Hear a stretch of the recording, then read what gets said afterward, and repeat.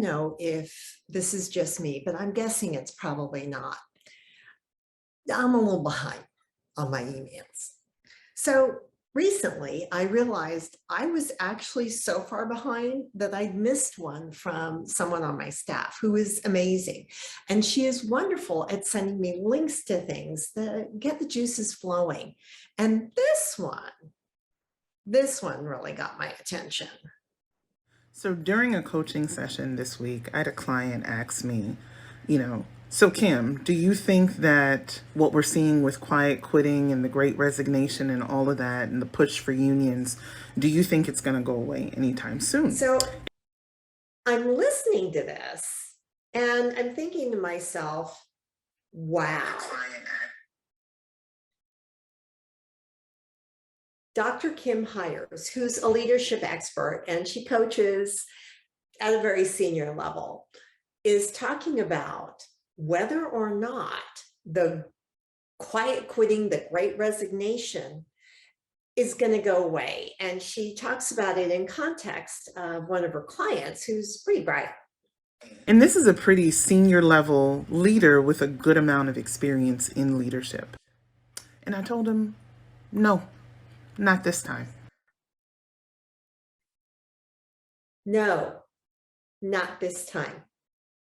And then she proceeds to outline a boatload of reasons why.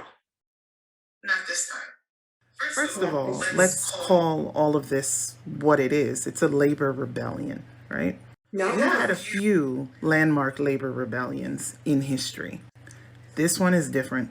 While the reason may be the same, the makeup of the labor force is completely different from anything that we've ever had in the past. And I agree with her.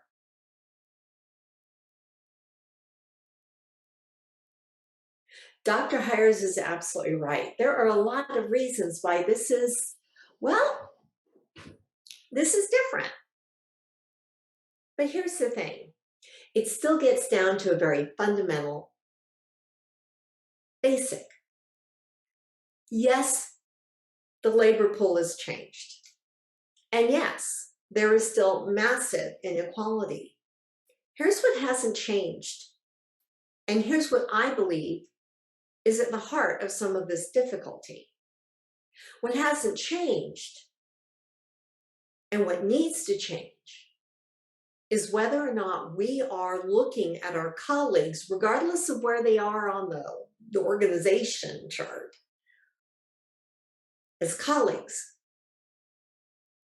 as people. Are we? Are we taking into consideration all of the things empathetically that we would be feeling in somebody else's position?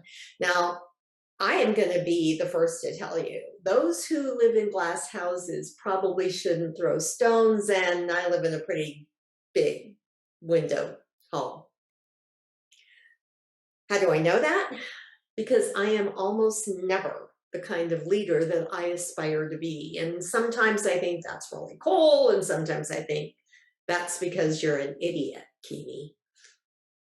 Self-talk is not always kind. And I know I'm not an idiot. I'm pretty well educated, pretty well read, very articulate, and have had the confidence of a number of really smart people. So I figure, as one of my old friends used to say, if people who are really smart that you really trust you, then you can't be that stupid. You can't be that dumb. Yeah, I tend to agree with them. But here's the thing. It just means I catch myself a little bit faster than I used to when I am not the kind of leader that I aspire to be. When I forget that the other person on the other end of that conversation probably is having other things going on in their lives besides what we are talking about. When I forget that the concerns and the inconveniences that bug me probably bug them too. That's when I'm not the leader I aspire to be. So Dr. Hires has an absolutely amazing point, and I agree There are all sorts of differences where now more access to information, and as she puts it later, which I love, is that she really thinks that people ought to think about the fact that we now have that kind of access, not just to the information and in any language, but technological tools that previously workers didn't have, labor didn't have. And she makes the point about the rising levels of education.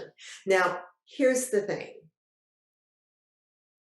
I believe that education doesn't necessarily have to mean a bachelor's or a master's. I happen to hold both, but that was a personal point of pride. It wasn't somebody said, oh, you know what, in order to be a solid professional, you have to have this. Nobody said that to me. Well, I take it back. I'm sure a couple of them did, but apparently they didn't register because I don't remember who they were.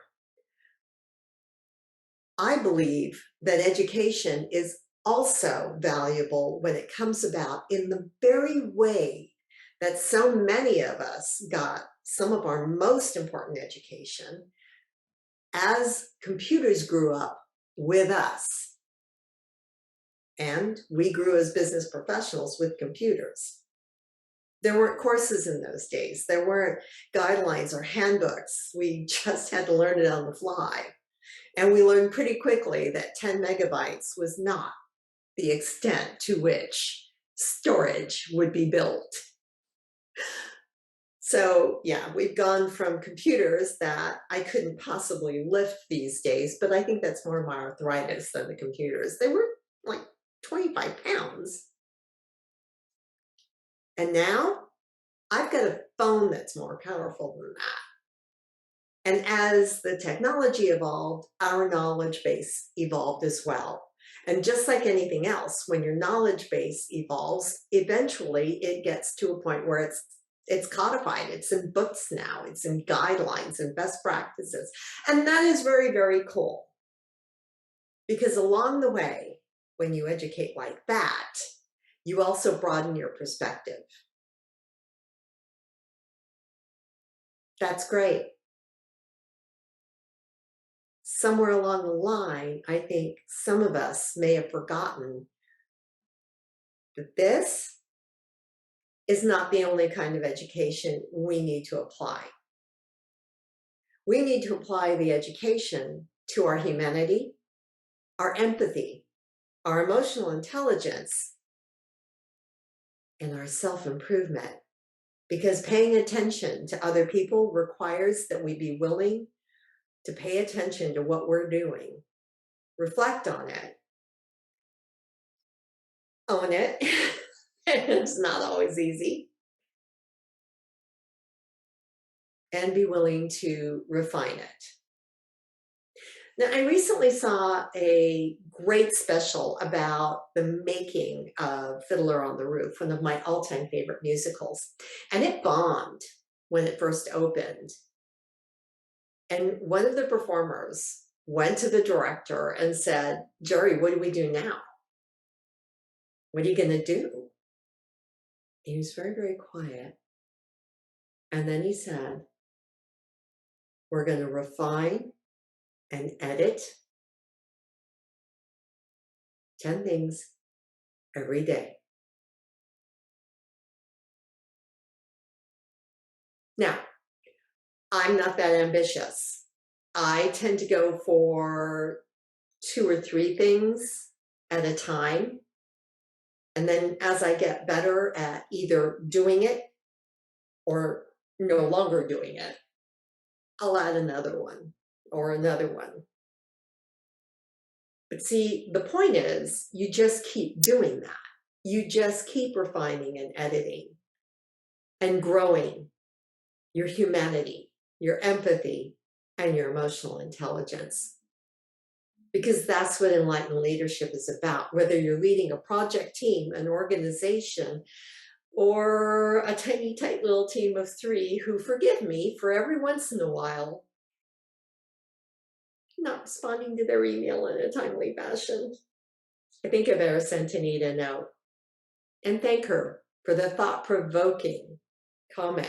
But I'm also going to send Dr. Kim Hires a note and thank her because she made some great points. And if you want to hear her entire talk, we'll put the link in the chat.